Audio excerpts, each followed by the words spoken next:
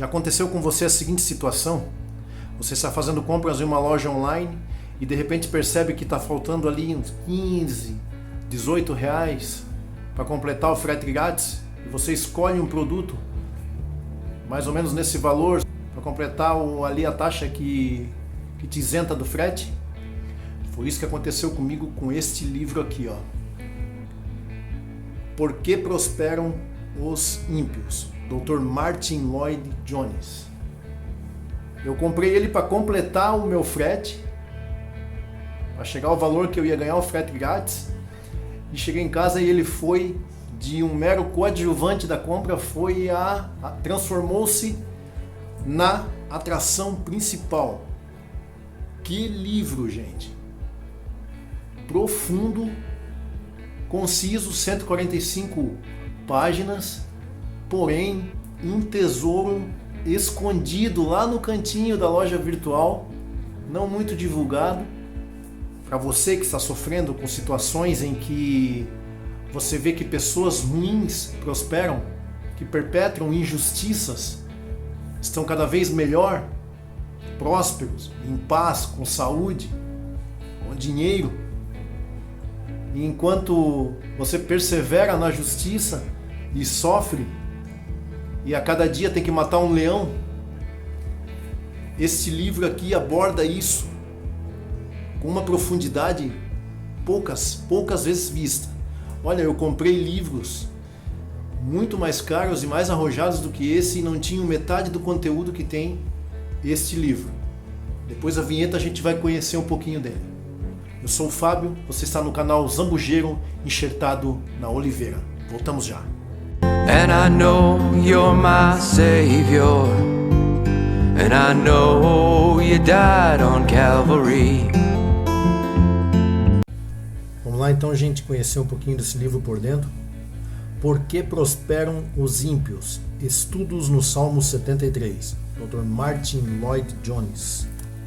Martyn Lloyd-Jones era um médico inglês que largou a medicina em 1927. Ele nasceu em 1899 e partiu para a eternidade em 1981. Em 1927 ele largou a medicina para se dedicar exclusivamente à pregação do Evangelho. Foi ministro de Westminster por muitos anos e um grande pregador, um profundo teólogo, um pregador eloquente da palavra de Deus. E o que chama atenção na vida do Dr. Martyn Lloyd-Jones não é somente a sua erudição, é sim a sua intimidade com Deus, a sua vida de intimidade com Cristo. Quer dizer, aliou a graça e o conhecimento. E, gente, que esse homem escreve é surpreendente, maravilhosa a profundidade com que ele adentra nas escrituras. Capa comum, capa de brochura, livro simples em sua constituição, porém profundo no seu conteúdo. A editora é Publicações Evangélicas Selecionadas, é esse o nome, Publicações Evangélicas Selecionadas, faleceu em 2020, William Barclay, que desde os anos 60 ele trouxe para o português a tradução de muitos escritos de homens de Deus como Charles Spurgeon, John Stott, Martyn Lloyd-Jones. Principalmente ele tinha exclusividade das obras de Martyn Lloyd-Jones aqui no Brasil. E tem livros maravilhosos desses homens de Deus, né? Dos escritos desses homens. Apesar de não ser uma editora muito, como eu diria, bastante conhecida, ela é no meio evangélico, só que ela não está entre as mais de grife, digamos, né? Como Vida Nova, Editora Vida, Thomas Nelson, a CPAD, editoras mais, corriqueiras e conhecidas do público. Do que consiste o livro? O livro consiste de um estudo do Salmo 73, que Martyn Lloyd-Jones levava a cada domingo. Ele dividiu em 11 pregações, eram 11 sermões, que seguiu a sequência de estudos, né? Desde o início até o final dos Salmos. Então é um estudo bíblico. a respeito desse salmo que ele dividiu em 11 sermões matinais que ele dava nos domingos de manhã. E, pessoal, não é exagero, tá? É impressionante a profundidade desse homem. Porque a gente costuma ver, principalmente no meio evangélico de hoje em dia, né? Respostas superficiais aos sofrimentos da vida, muitas delas evasivas, né?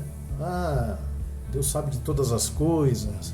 Ah, vamos orar, irmão. Você vai pedir um conselho com alguém, vamos orar, vamos isso. Nada disso é errado, só que é muito superficial, sabe? A palavra de Deus tem mais a oferecer do que isso. Muitas vezes é até isso, vamos orar, deixar na mão de Deus, e a pessoa sai dali sem a resposta que precisa para os sofrimentos que são certos, né, nesse mundo, né? Viver é sofrer. A partir do momento que você nasce, está sujeito ao sofrimento, e o cristão não está livre disso. E esse evangelho triunfalista que é pregado hoje em dia mascara isso, né?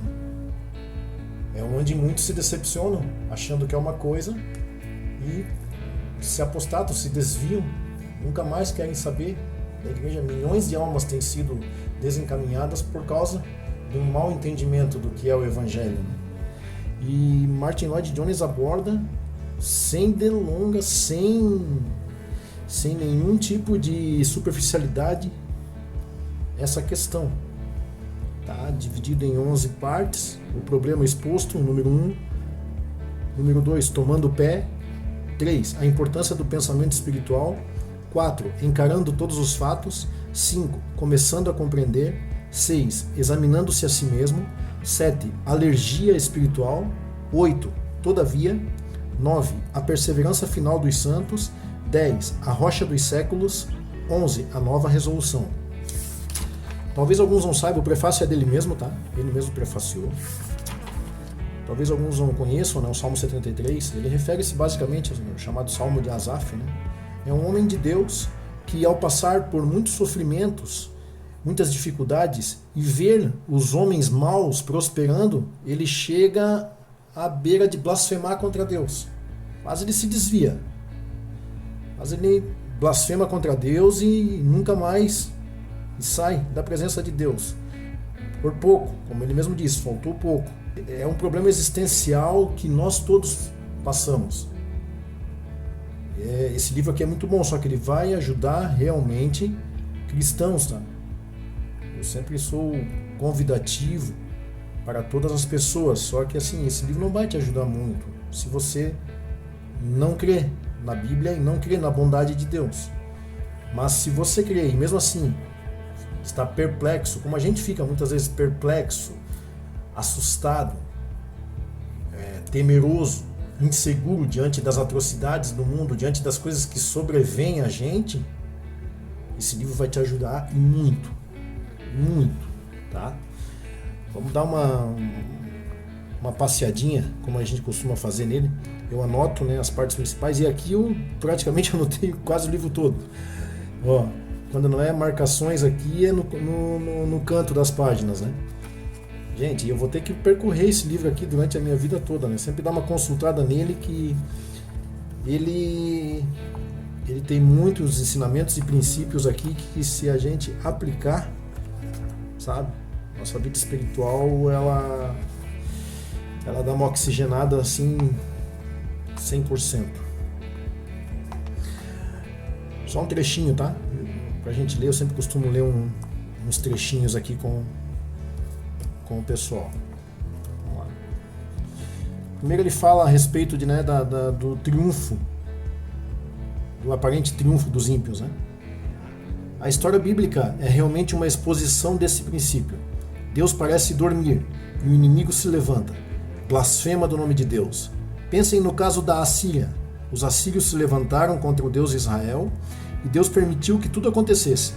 Eles se inflaram quase até os céus e disseram: nada pode deter-nos.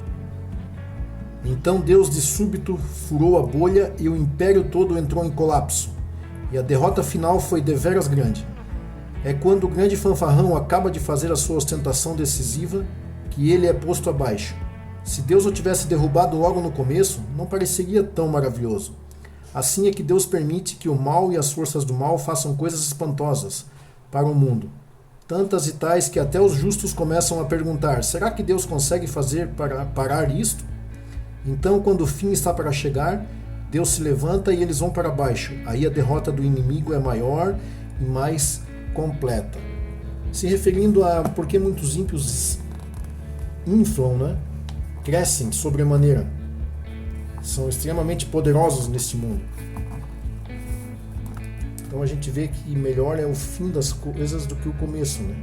Pode ser que o início, o meio deles seja realmente próspero, mas as coisas ainda não acabaram. Não esqueçam que Deus habita na eternidade, não está sujeito ao tempo.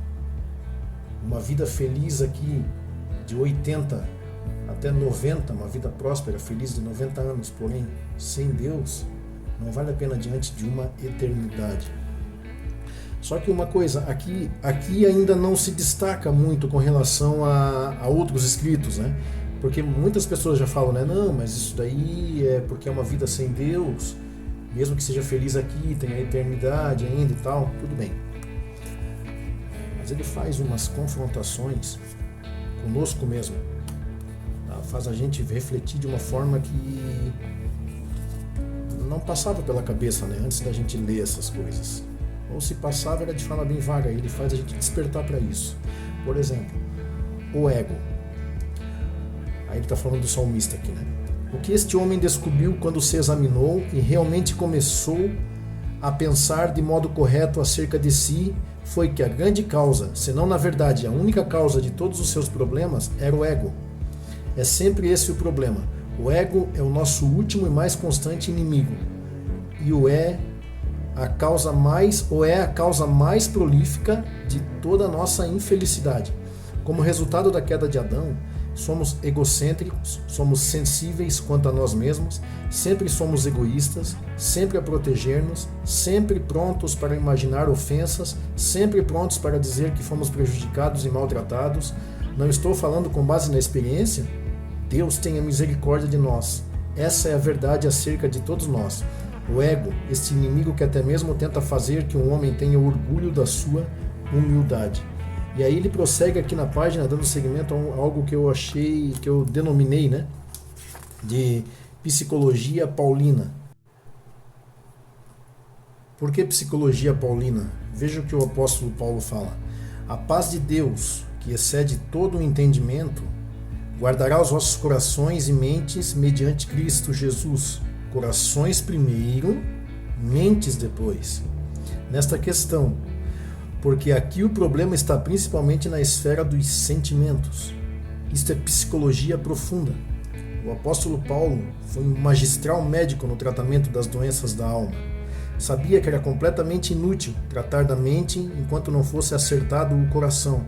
Assim ele põe o coração em primeiro lugar. O problema com todo aquele que nessa condição acha que está passando por tempos difíceis e que as coisas não estão indo bem é que ele começa a questionar a Deus, ao passo que a raiz da questão é que o seu coração está perturbado e o homem está sendo governado e controlado por ele. Os seus sentimentos se apossaram dele e o cegaram para tudo mais. Todos os problemas, brigas e desentendimentos da vida se devem a isto, em última análise. Todos os conflitos de família, todas as discussões entre maridos e esposas, todas as brigas entre parentes, todas as lutas entre classes e grupos, todos os conflitos entre nação e nação podem ser reduzidos ao fato de que o ego está sendo controlado pelos sentimentos. E aí ele continua, tá? Ele trata disso de uma forma profunda e confrontadora, porém ele aponta uma saída, aponta um tratamento na palavra de Deus. É profundo, é confrontador, porém profundo e altamente libertador. Bom, eu anotei aqui, ignorantes. O que acontece com o homem quando ele se deixa levar por isso, né? Pela murmuração. Por que ele não nega que existem as lutas? Só que ele faz questão de pôr que muitas das coisas estão em uma proporção maior devido a nós mesmos. Nós temos uma capacidade incrível de aumentar exponencialmente os nossos problemas. e o nosso vitimismo, entre aspas, tá? Ele não nega os problemas, as lutas, as desigualdades, as injustiças que sofremos. Assim, pessoal, ele procura tratar do problema lá na ferida. E isso nos confronta, muitas vezes nos fere. Tá? Nós temos que fazer um autoexame e muitas vezes detectar o problema de que o pecado que habita em nós também nos faz hipersensíveis. Tudo que as pessoas fazem para a gente parece aumentado, toma uma proporção muito maior do que realmente é. E o ego está por trás disso, muitas das vezes. Valeu, pessoal. Um abraço a todos, até o próximo vídeo. Se você gostou, curta, toque o sininho, ajude esse canal aí a crescer, para a gente poder edificar vidas, alcançar pessoas que muitas vezes precisam aí de uma dica de leitura, precisam de uma mensagem. A gente trabalha com mensagens também no canal. E juntos a gente vai aí fazendo a obra daquele que nos resgatou. Um abraço, Deus abençoe.